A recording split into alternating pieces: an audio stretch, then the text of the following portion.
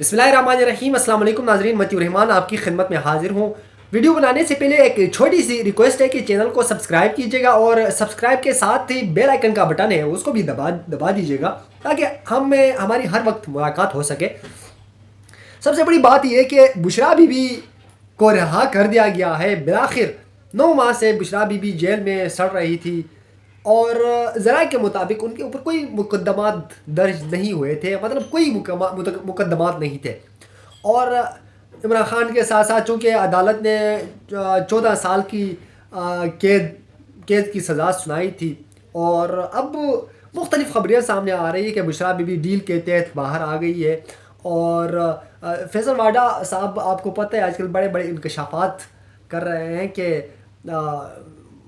बज़ाहिर तो ये है कि हाँ, जैसा कि फैसल वाडा साहब ने परसों अपने एक बयान में कहा था कि बुशरा बीबी रहा हो जाएगी, कल बुशरा बीबी रहा हो जाएगी। वाकई में कल रहा हो भी गई और फिर रहा हो के फिर सेम हाउस चली गई, उसके बाद बनी गाला चली गई।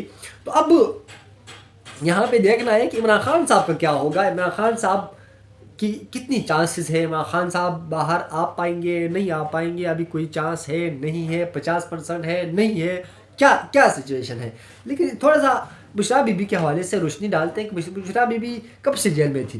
बुशरा बीबी मजमूई तौर पर 9 माह जेल में कैद थी और उन्हें रवां साल 31 जनवरी को तोशाखाना केस में 14 साल कैद की सज़ा सुनाई गई थी। सज़ा का फैसला आने के बाद बुशरा बीबी ने खुद जेल में आकर गिरफ्तारी दी थी। उससे कबल बुशरा बीबी को अडियाला जेल के बजाय बनीगाला मुंतकिल किया गया था। उस वक्त अडियाला जेल के बजाय बनीगाला जेल मुंतकिल किया गया था।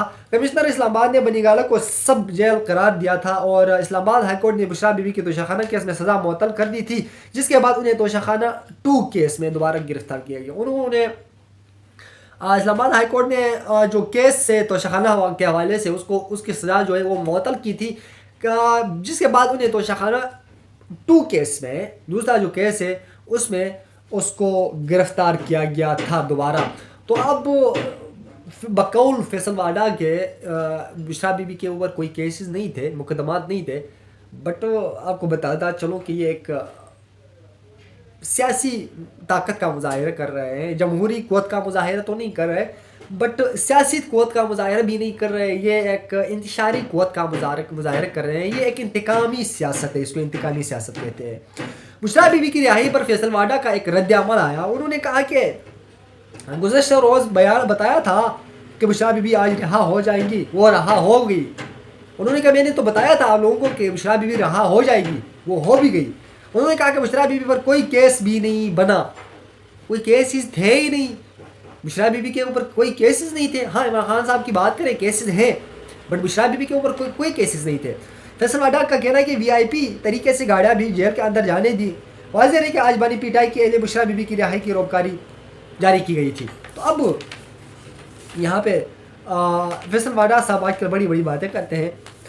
यहाँ पे मेन बात यह है कि यहाँ पे PTI में 2 धड़े बन गई है। एक तो ये है कि एक तरफ से शुएब शाहीन साहब, बैरिस्टर गवार साहब कह रहे हैं कि हमें चीफ जस्टिस से मसला है, हम उनके ख़िलाफ़ एहतिजाज करेंगे, एहतिजाज के लिए निकलेंगे।